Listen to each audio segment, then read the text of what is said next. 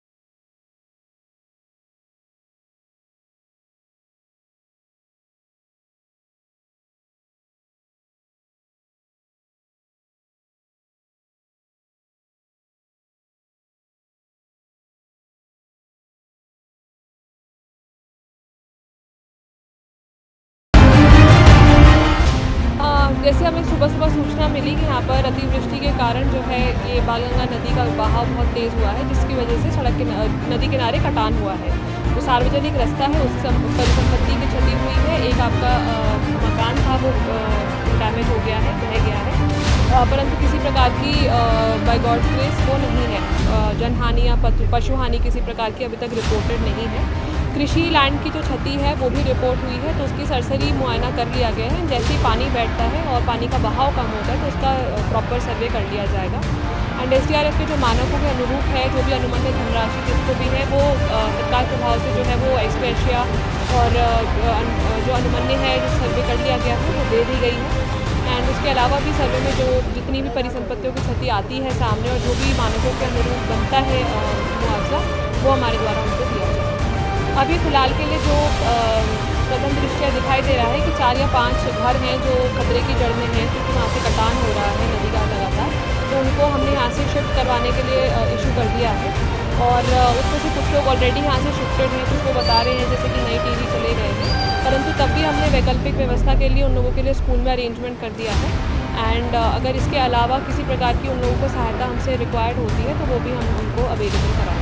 ये अतिवृष्टि ही है, क्योंकि कल रात में जैसे कि हम देख रहे हैं कि इसकी जो नदी है अपस्ट्रीम में प्रॉबेबली शायद उत्तरकाशी, अब उसको ट्रेस तो नहीं कर सकते, बट उधर की तरफ में अतिवृष्टि की वजह से ही एकदम से पानी का बहाव जो है बहुत ज़्यादा बढ़ के आया है। एंड क्योंकि डाउन स्लोप इधर बूढ़ा केदार क्षेत्र में पड़ता है, तो यहाँ पे इसका कटान जो है वो बहुत ज़्यादा, नदी का जो प्रवाह है वो यहाँ पे बहुत ज़्यादा होता है। कल रात 1 बजे की बात है। 1 बजे रात जो है ये ऊपर जो है अब जखाना से ऊपर गेवाली में बादल फटा है, और बादल फटने से जो है भयंकर बाढ़ आई है। इतनी बाढ़, इतनी जो नदी बढ़ी है, इतना हमने 45 सालों में आज तक कभी नहीं देखा। इतना पानी बढ़ा और फ्लड आया, और फ्लड आने से जो है मेरा पूरा मकान जो है बह गया है। और मैंने बड़ी मुश्किल से, मेरी माताजी और मैंने जो है बड़ी मुश्किल से जो है जान बचाकर जो है हम भागे हैं। और मेरा जो घर में है जो गहने हैं, 10-12 लाख के गहने, 5 लाख रुपए नगद, राशन पानी सामान सारा बह गया है। मेरे पास कुछ भी नहीं बचा है। उत्तराखंड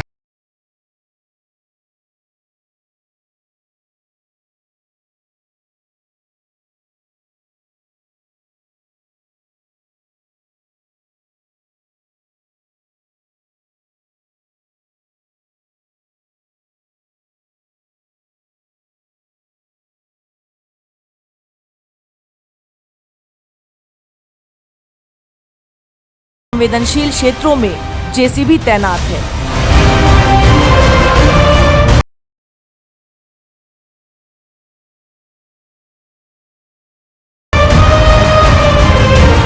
पूरे देश में इस समय बारिश का कहर जारी है। एनडीआरएफ और सेना लोगों तक राहत और बचाव कार्य पहुंचाने के लिए सदा तत्पर है। बिगड़ते हालातों के मद्देनजर सुरक्षा व्यवस्था भी बढ़ा दी गई है। यूपी, दिल्ली और बिहार समेत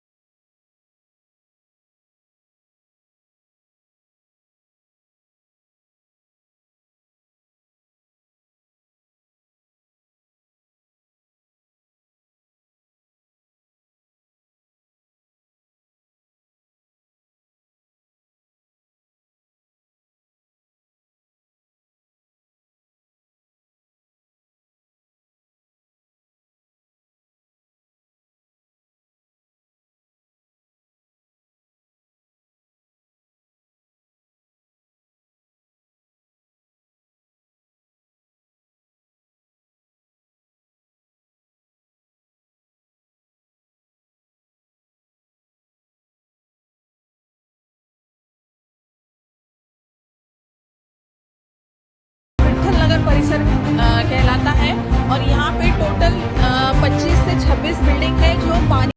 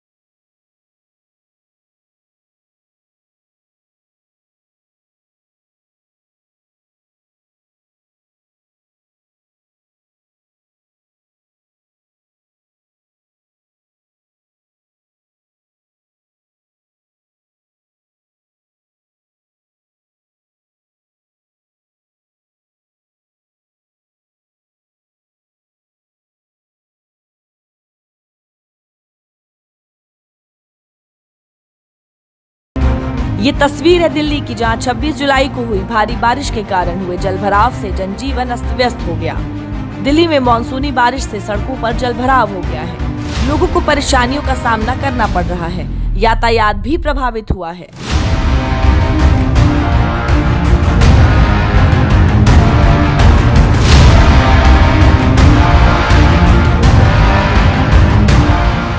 छब्बीस जुलाई को जहां एक तरफ दिल्ली में पानी ही पानी दिख रहा था, तो वहीं दूसरी तरफ दिल्ली के पास के ही कुछ क्षेत्रों में बाढ़ जैसे हालात बने हुए थे।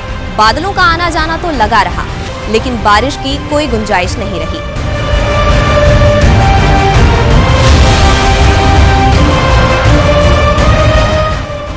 अब जरा इन तस्वीरों पर नजर डाल लेते हैं, जिसमें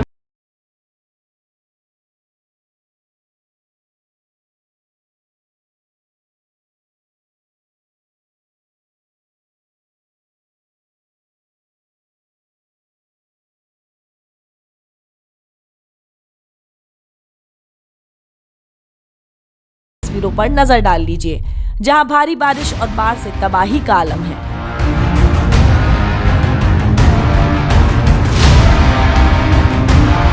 कई जिलों में बाढ़ और बारिश के हालात अभी भी बने हुए हैं, तो वहीं देहरादून में भारी बारिश के अलर्ट के बीच शुक्रवार को स्कूल, आंगनबाड़ी के केंद्र बंद कर दिए गए और अग्रिम आदेशों तक बंद रखने का आदेश भी जारी।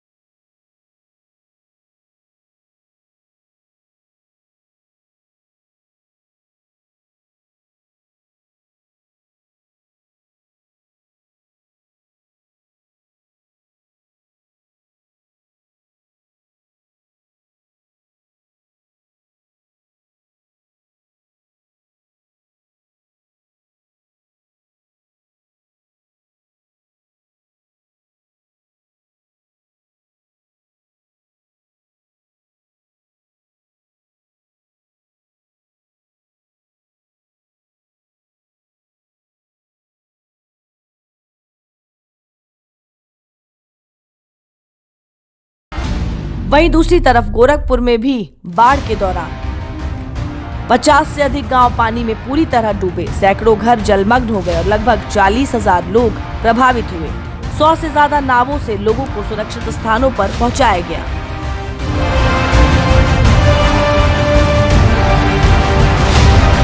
उत्तर प्रदेश में 26 जिले बाढ़ से प्रभावित हुए थे। मुख्यमंत्री योगी आदित्यनाथ खुद इन जिलों की निगरानी कर रहे हैं। अब इसी का नतीजा है कि बाढ़ से प्रभावित 9.23 लाख लोगों को राहत सहायता पहुंचाई जा चुकी है। बाढ़ से प्रभावित 1759 लाभार्थियों को निःशुल्क आवास प्रदान की जा चुकी है। 379 लाभार्थियों को निःशुल्क आवास प्रदान करने की प्रक्रिया चल रही है। जो जिले बाढ़ से प्रभावित हुए हैं, अगर उनकी बात करें तो उनमें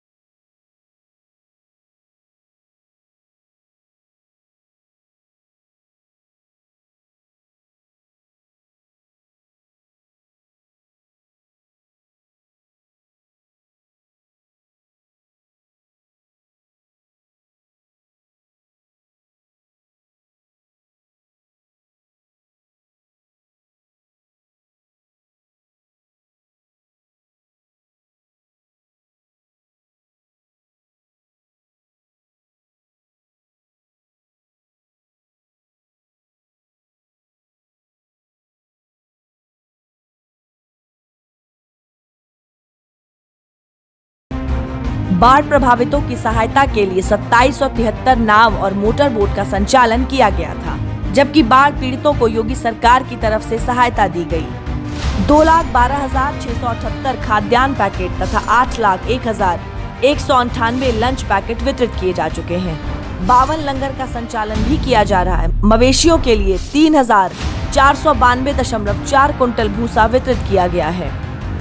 1357 बाढ़ शरणालय, 1508 बाढ़ चौकियां और 2014 मेडिकल टीम का गठन किया गया है।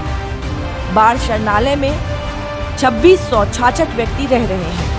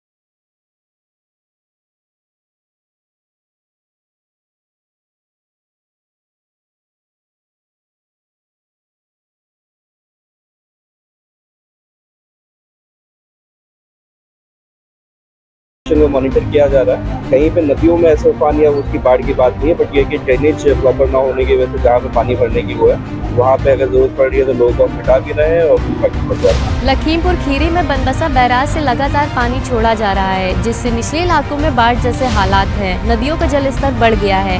मजरा नयापुरवा में एक मकान पल भर में नदी में समा गया। प्रदेश में 1 जून के बाद से अब तक नॉर्मल से 8% कम बारिश हुई है। 1 जून से 25 जुलाई तक प्रदेश में 280 mm बरसात हुई, जबकि नॉर्मल बारिश का आंकड़ा 304 mm है।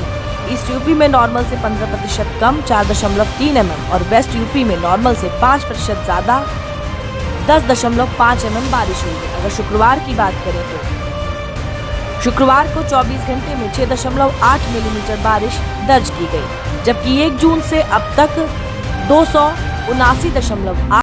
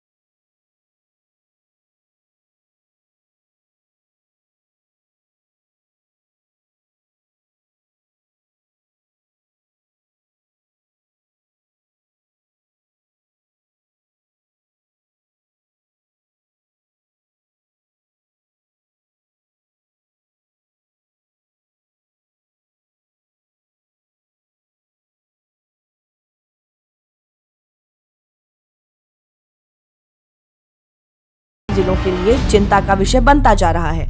देखना यह है कि मॉनसून दोबारा एंट्री लेने के बाद कैसा रूप दिखाता है।